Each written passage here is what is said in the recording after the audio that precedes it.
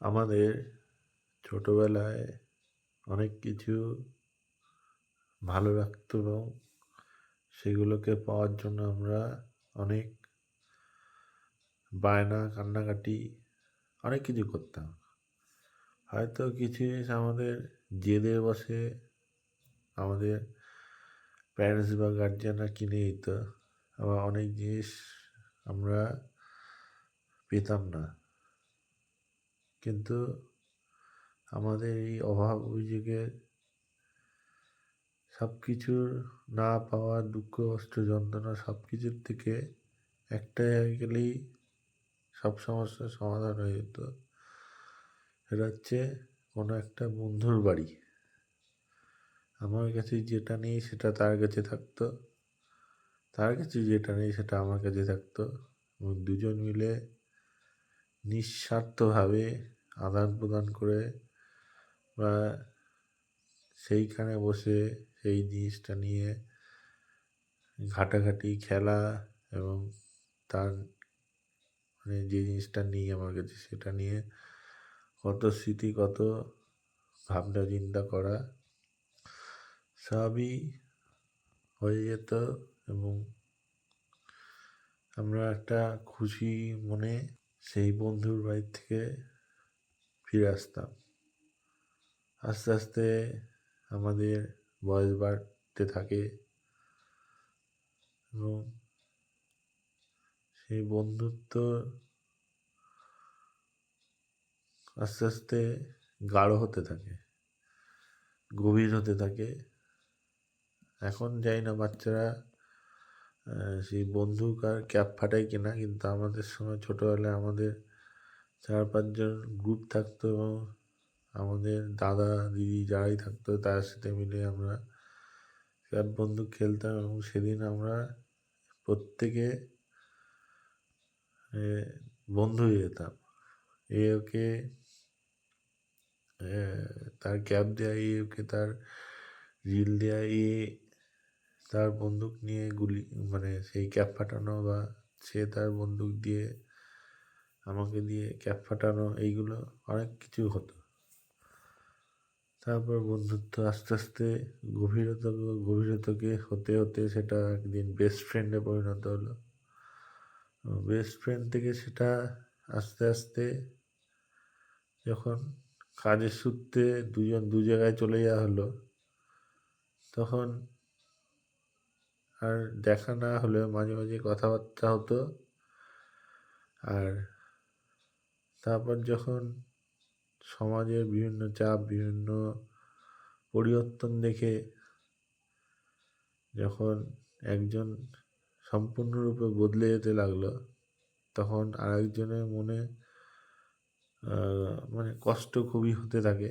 সে হয়তো প্রকাশ করতে নাও পারে, কিন্তু সেই বন্ধুর প্রতি তার যে ভালোবাসা, তার যে ছোটোবেলার স্মৃতি, সেগুলো সে আঁকড়ে ধরে বসে থাকে। কিন্তু একজন সম্পূর্ণরূপে পরিবর্তন হয়ে সেই বেস্ট ফ্রেন্ডের জায়গার থেকে সে সরে গিয়ে সে এখন জাস্ট ফ্রেন্ডের পর্যায়ে চলে এসে, তাও বছরে হয়তো 1-2 বার দেখা হয়, আবার কোনো কোনো সময় হয়তো দেখা নাও হয়। এরকম করে দিন চলতে চলতে যখন সমাজ, পরিবার এবং দুনিয়া যখন সেই মানুষটাকে সম্পূর্ণ একা ছেড়ে দেয়, তখন কিন্তু স্মৃতিতে সেই বেস্ট ফ্রেন্ডের কথাই বারবার করে মনে পড়ে। তার সাথে ছোটোবেলায় কাটানো সেই স্মৃতিগুলোকে নিয়েই সে কিন্তু সমাজে বেঁচে থাকে। তা আমার বক্তব্য এটাই যে বন্ধুত্ব করার সময় আমরা কিন্তু কোনোদিনও দেখিনি যে সে কতটা ভালো, সে শিক্ষিত কিনা, সে তার বাড়ির পরিবেশ কেমন, বা সে কোথায় থাকে, কীভাবে থাকে, তার বাবা মা কী করে, আমরা কোনো সময় দেখিনি। তার সাথে বন্ধুত্ব করার সময় জাস্ট বন্ধুত্ব হয়ে গেছে।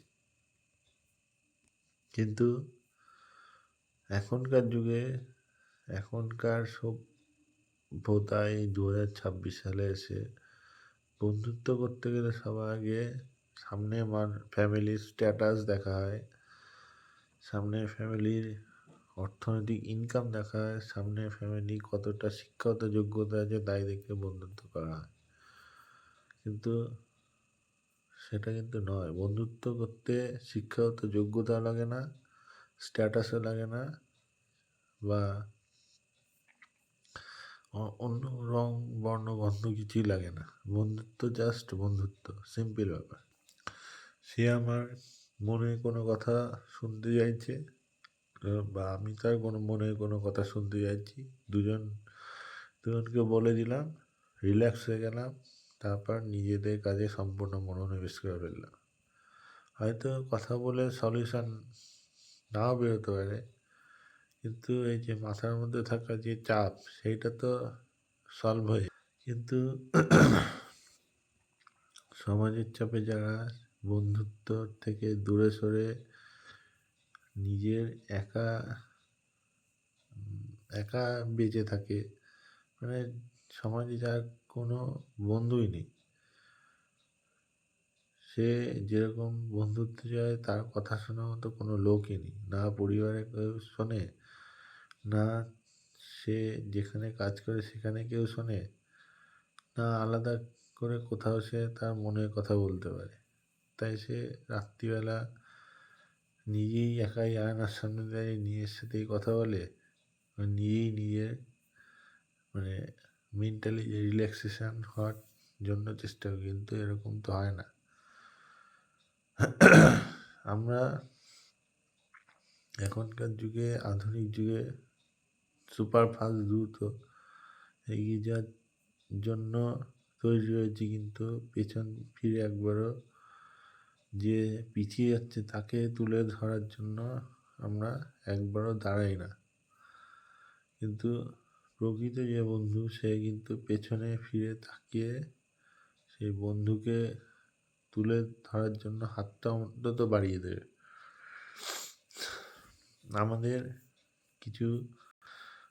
কিছু নাই থাকতে পারে, আমাদের দেওয়ার মতো সামর্থ্য নাই থাকতে পারে, কিন্তু সেই বন্ধু নিঃস্বার্থভাবে যখন তোমার কাঁধে হাত থেকে বলবে যে boss don't worry, you you go your destiny, I will support my heart and my bless.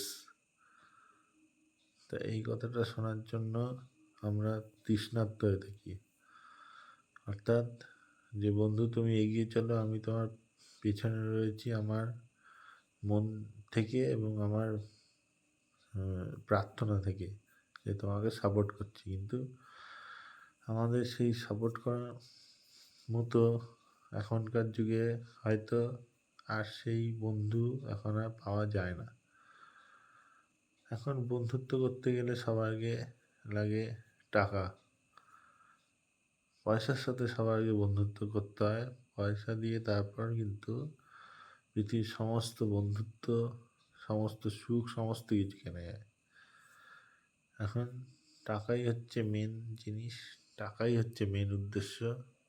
যার কাছে যত বেশি টাকা আছে তার কাছে বন্ধুর পরিমাণ বেশি আছে, সেটা প্রকৃত হোক, নকল হোক। কিন্তু দিনের শেষে সেই টাকাওয়ালা লোকটাও হাঁপিয়ে ওঠে মিকি অভিনয় করা বন্ধুত্ব দেখতে দেখতে। সেও রাত্রিবেলা হাঁটতে বেরিয়ে তার সেই ছোটোবেলায় ফেলে আসা বন্ধুর খোঁজে, বা তার বাড়ির সামনেই একটাবার দাঁড়িয়ে দেখে আসে যে তার বন্ধু ফিরেছে কিনা, তার সাথে একবার কথা বলা যায় কিনা।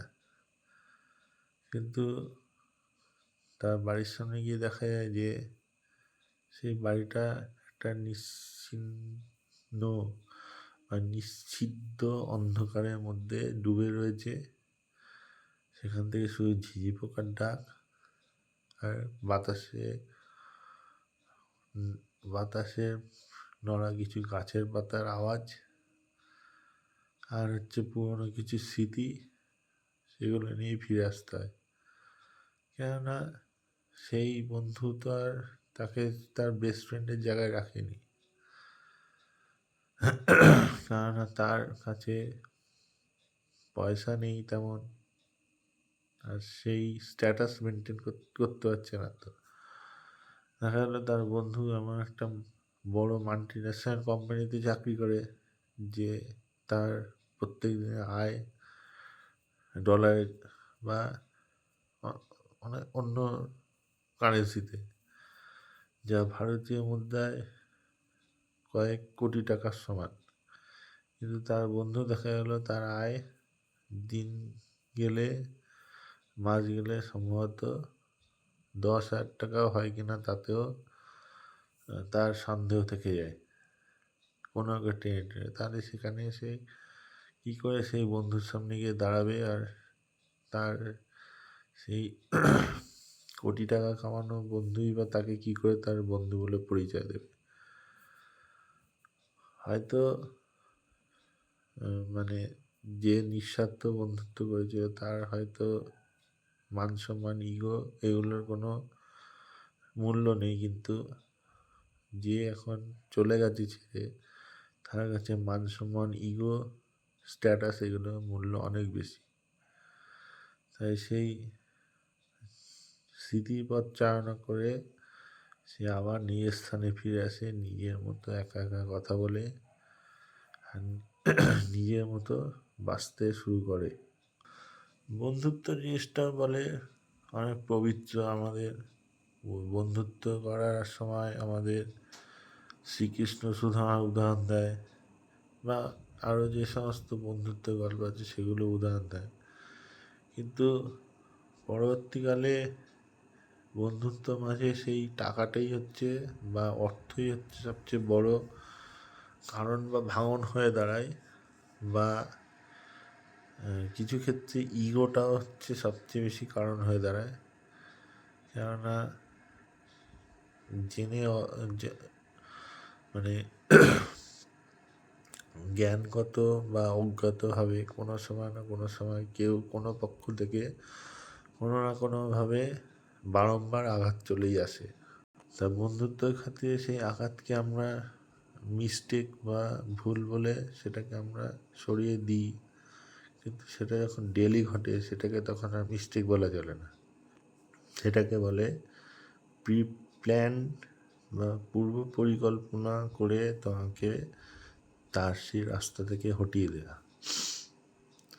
তা আর হচ্ছে এখনকার যুগে সবচেয়ে বড়, মানে যাকে তুমি বিশ্বাস করে, যাকে তুমি নিজের বন্ধু বলে মনে করবে, বিভীষণ সেই কিন্তু তোমার সবচেয়ে বড় ক্ষতি করে দিয়ে চলে যাবে। ক্ষতিটা তোমার মেন্টালি এবং ফিজিক্যালি, কী বলে, ফিজিক্যালি বা অর্থনৈতিকভাবে নাই করলো, কিন্তু তোমাকে মেন্টালিভাবে সে প্রচুর ক্ষতি করে দিয়ে চলে যাবে।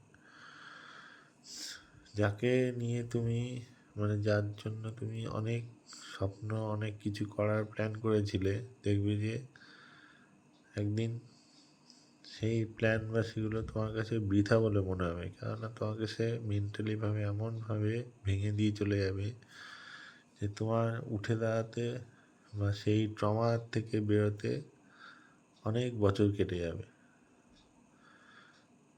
আর তোমার উইক পয়েন্ট এবং তোমার ম্যাক্সিমাম কর্মকাণ্ড, যেগুলো চিরজীবনের মতো গোপন রাখার জন্য দুজন শর্তবদ্ধ ছিল, সেখানে কিন্তু সেই শর্তবদ্ধ থেকে একজন বিশ্বাসঘাতক হয়েই থাকে। বেশিরভাগ ক্ষেত্রেই এরকম বিট্রেল হয়। আর কিছু ক্ষেত্রে বন্ধুত্ব মানে সেটা মানে খুব কম লোকেরই পায় যে বন্ধুর জন্য জীবন প্রাণ দিয়ে যখনই টাকা দেবে তখনই চলে আসবে। এরকম উদাহরণ আছে, বা এরকম উদাহরণ আছে যে বন্ধুকে মেন্টালি বা তাকে ফিজিক্যালি, অর্থনৈতিকভাবে হ্যারাস করেনি, কিন্তু তাকে মেন্টালিভাবে এমনভাবে ভেঙে ফেলেছে সে আর সমাজে আর দাঁড়িয়ে থাকতে পারছে না বা মুখ দেখাতে পারছে না। আর এখন লোকে কাছে প্রচুর টাকা আছে বলে, হ্যাঁ থাকতেই পারে, তাই জন্য এখন আর অর্থনৈতিকভাবে কোনো মানে আঘাত আসে না, এখন আসে মেন্টালিভাবে আঘাত। হয়তো তোমার পরিবারের কাছে তোমার কোনো গোপন বিষয় এমন একটা কথা বলে দিল যেটা তুমি মানে সেটার জন্য তুমি প্রস্তুতি নাও বা সেটা তুমি কোনোদিনও করোইনি, জাস্ট তুমি বলেছিলে যে হ্যাঁ এটা একদিন করে দেখতে হবে। ওটাকে যখন তুমি তাকে বলবে বা সে যখন তোমার পরিবারের কাছে বলে দেবে এবং সেই পরিবার যখন তোমাকে সেই বিষয় নিয়ে বারংবার মেন্টালি বা তোমার সেই কর্মের জন্য তোমাকে বারবার করে নিচু দেখাবে বা তোমার পরিবার তোমার বিপক্ষে চলে যাবে, তখন কিন্তু তোমার মনে হবে যে সেদিন কেন তাকে বলেছিলাম। এবং তুমি যখন তাকে প্রশ্ন করবে যে সে এটা কেন করলো, তখন সে বললে এটা তোমার ফ্যামিলির ব্যাপার, আমার কাজ ছিল সেটা সাবধান করা। কিন্তু সে যখন তোমার থেকে সম্পূর্ণ রকম সুযোগ সুবিধা নিয়েছে, তখন কিন্তু তার একবারও মনে হয়নি যে আমি এর থেকে সুযোগ নিচ্ছি, এর ফ্যামিলিকে একবার জানানো উচিত। তাই সুযোগ নেওয়ার বেলায় তুমি সব কিছু করে নিয়েছো, আর যখন তুমি তোমার সেই সুযোগের উম, মানে সুযোগটাকে তুমি আর কাজে লাগাতে পারছো না, তখন তুমি তাকে ধ্বংস করে দেওয়ার জন্য তাকে তার পরিবারের কাছে তার নামে বদনাম করে দিলে, এটা তো ঠিক নয়। অনেকে বলে যে কি মানে মানুষ নাকি রক্ত চুষে খায়। হ্যাঁ এটা ঠিক কথাই, যে সেই মানুষটার রক্ত চুষে খায় যে মানুষটা তার জন্য মানে নিজের থেকেও বেশি তার প্রতি ভাবনা চিন্তা করেছে এবং তাকে পরিবারের বিরুদ্ধে গিয়ে তার সাথে কথা রেখেছে বা কথা বলেছে, তার কর্মকাণ্ডে সে যুক্ত হয়েছে।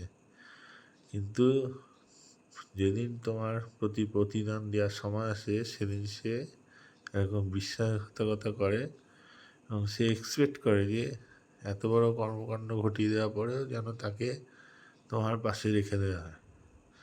কিন্তু পৃথিবীতে মানে এতদিন পর্যন্ত থেকে আমি একটাই নীতি শিখেছি যে মানুষকে বা বন্ধু যাই বলো সেটা একবারই হয়, দ্বিতীয়বার আর সেটা হয় না। তাই দ্বিতীয়বারের জন্য চান্স চাওয়া কিছু কিছু ক্ষেত্রে হয়, কিন্তু ম্যাক্সিমাম ক্ষেত্রেই একবারই সমস্ত কিছু শেষ। আর যে তোমার গোপন ব্যাপার জেনে তোমার পিছনে ছুরি মানে তোমার পিঠে ছুরি মারতে পারবে, তাকে তুমি দ্বিতীয়বার চান্স দিলে সে তোমাকে আবার সেই ছুরি মারার জন্যই প্রস্তুত হবে। অতএব নিজেকে যদি পৃথিবীতে একা মনে হয় তাহলে আয়নার সামনে দাঁড়িয়ে নিজের সাথেই কথা বলা উচিত। নিজেকে যদি মেন্টালিভাবে ফ্রাস্ট্রেশন মনে হয়, পরিবারের যদি তোমার কথা বুঝতে না পারে, তাহলে নিজেকে আয়নার সামনে দাঁড়িয়ে নিজের সাথেই কথা বলা উচিত। আর যদি একান্তই যদি কিছু না হয় তাহলে মেডিটেশান, নইলে যে কাজগুলো করতে ভালো লাগে সেইগুলো করা উচিত। আর তাও যদি ভালো না লাগে তাহলে সব কিছু ছেড়ে ছুড়ে জীবনটাকে পুরো রিল্যাক্সে হয়ে যেটুকু কর্মকাণ্ড দরকার, যেটুকু কাজের দরকার সেইটুকু কাজ করে বাকিটুকু টাইম নিজের মতো করে রিল্যাক্সে থাকা উচিত। একা ঘুরতে যাওয়া, একা খেতে যাওয়া, নিজের ভালো লাগাগুলোকে প্রায়োরিটি দেওয়া, নিজের শরীরচর্চা করা, নিজেকে নিজের মতো করে গড়ে তোলা, নিজের যে ফিউচার প্ল্যানগুলো আছে সেগুলোকে ডেভেলপ করা, এগুলো করাই যেতে পারে। তাই আমার এতগুলো বক্তব্য একটাই কারণ যে আমার সাথে এরকম ঘটনা মানে বন্ধুত্ব করে বিশ্বাসঘাতকতার শিকার আমি জীবনে 3বার হলাম। একবার হয়েছি ক্লাস 11-12 পড়তে, দ্বিতীয়বার হয়েছি কলেজ জীবনে পড়তে, আর তৃতীয়বার হলাম এই রিসেন্ট ব্যক্তিগত জীবনের ক্ষেত্রে। লোকে বলে অনেক কিছু, লোকে বলে অনেক কিছু, কিন্তু লোকের ওই অনেক কিছু শুনতে গেলে নিজের জীবন আর সেই ট্র্যাকে থাকবে না, ট্র্যাক থেকে বিচ্যুত হয়ে সেটা অন্যদিকে গড়িয়ে যাবে। আমাদের এই যখন আমরা বিশ্বাসঘাতকতার শিকার হই, আমাদের খুব খারাপ লাগে, আমাদের মন ভেঙে যায়, এনার্জি লস হয়ে যায়, সব কিছু হয়ে যায়। আমাদের যে ফোকাস বা যে গোল, সেটার থেকে আমরা কিন্তু ডিট্যাচ হয়ে পড়ি বা সেখান থেকে আমরা সরে আসি। তাই আমি আমার ব্যক্তিগত জীবন থেকে বলছি, বিশ্বাসঘাতকতা যদি হয় তাহলে এরপর থেকে বন্ধু বলে আর কাউকে বিশ্বাস করো না। জাস্ট ক্ষণিকের জন্য কিছু অতিথি, যার সাথে তোমার কিছুটা মিল হবে, কিছুটা ভালো লাগা হবে, কিন্তু তাকে তোমার জীবনের ব্যক্তিগত কোনো কথাই জানাবে না, কোনো কিছুই বলবে না। হাজার বলার ইচ্ছা থাকলেও নিজেকে সংযত করে রাখতে হবে। আর যদি বলার হয় তাহলে হচ্ছে কিছু কঠিন পরীক্ষা আছে, সেগুলো নিয়ে দেখতে পারো। ট্রাস্টের পরীক্ষা, বিশ্বাসের পরীক্ষা। সেই পরীক্ষায় সে যদি সফল হয়, তাও তুমি বলতে নাও পারো, কিন্তু সব ট্রাস্টই যে তোমার বিশ্বাস জয় করে যে তোমার পিছনে ছুরি দেবে, মানে ঢোকাবে না, বা তোমার বিশ্বাসের সুযোগ নিয়ে তোমার ক্ষতি করবে না, এমন তো নয়। তাই আমার পক্ষে, বা আমি যদি সেই জায়গায় থাকি, আমি আর মানে বন্ধু বলে কাউকে আর বিশ্বাস করতে কোনোদিনও পারবো না। আমার সাথে জাস্ট মানে যারা বন্ধুত্ব করতে এসেছে বা রয়েছে, তারা জাস্ট ফ্রেন্ড, বেস্ট ফ্রেন্ড, বা মানে তাকে আমার ব্যক্তিগত জীবনের সম্পূর্ণ কথা হয়তো আর কোনোদিনও জানাবো না। মানুষ মানুষ মানে ইয়ের জন্য, নিজের স্বার্থের জন্য কী না কী করতে পারে, সেটা আমি আমার হাফ সেঞ্চুরি হওয়ার পথে এগোনোর জীবনে অনেক কিছু দেখে ফেলেছি। মানে এত কিছু দেখে ফেলেছি যে এত কিছু হয়তো এই পৃথিবীতে অনেক মানুষই এখনো দেখতে পায়নি। জন্ম, মৃত্যু, ঘাত প্রতিঘাত, এবং মানে সার্কেলের যে আমাদের লাইফ সার্কেলে প্রত্যেকটা মুহূর্ত, প্রত্যেকটা জিনিসের অনেক কিছু দেখে ফেলেছি। এখনও হয়তো অনেক কিছু দেখা বাকি আছে, জানা বাকি আছে, কিন্তু যা জেনেছি, যা দেখেছি, তাতে হয়তো একটাই জিনিস শিখতে পেরেছি, যে পৃথিবীতে একা এসেছি, পৃথিবী ছেড়ে একাকেই যেতে হবে। হয়তো ক্ষণিকের জন্য কেউ কাঁধে তুলবে, কেউ মাথায় তুলবে, কেউ বাহবা দেবে, কিন্তু আপন বলে কেউ হবে না। আপন জিনিসটা সেটা হচ্ছে নিজের কাছে নিজেই। আর সেই আপনতা পেতে গেলে নিজেকেই সবার আগে ঠিক হতে হবে। নিজের যদি ঠিক হয়ে, বা নিজে যদি সঠিক পথে সঠিকভাবে থাকা হয়, তাহলে এই যে নিজের প্রতি যে আপনতা, সেটা আস্তে আস্তে নিজের মধ্যে গ্রোথ হয়ে যাবে। আমরা আগে ভাবতাম যে নিজেকে ভালোবাসার কী দরকার, কিন্তু এখন বুঝি যে না, নিজেকে সবার আগে ফিটিং, নিজেকে নিজের প্রতি ভালোবাসা সেটা রাখতে হবে। নিজেকে যত যত্নশীল করে তোলা হবে, ততই কিন্তু পৃথিবীতে সব কিছু সহজ সরল এবং সুগম, মানে দুর্গম হবে না, সেটা সহজভাবে সব কিছু মানে চলতে থাকে। ঘাত প্রতিঘাত আঘাত সহ্য করার মতো অনেক ক্ষমতা তৈরি হয়েছে। মানুষ চিনতে শিখেছি, বন্ধু চিনতে শিখেছি, আর সবচেয়ে বড় জিনিস যেটা চিনতে শিখেছি, যে রং বদলানো গিরগিটির থেকেও আমরা মানুষ তার থেকে বেশি তাড়াতাড়ি রং বদলে ফেলি যখন দোষটা আমাদের ঘাড়ে এসে চাপে। আজকে এই পর্যন্তই থাকলো, কালকে অন্য বিষয় অন্য কিছু নিয়ে কথা হবে।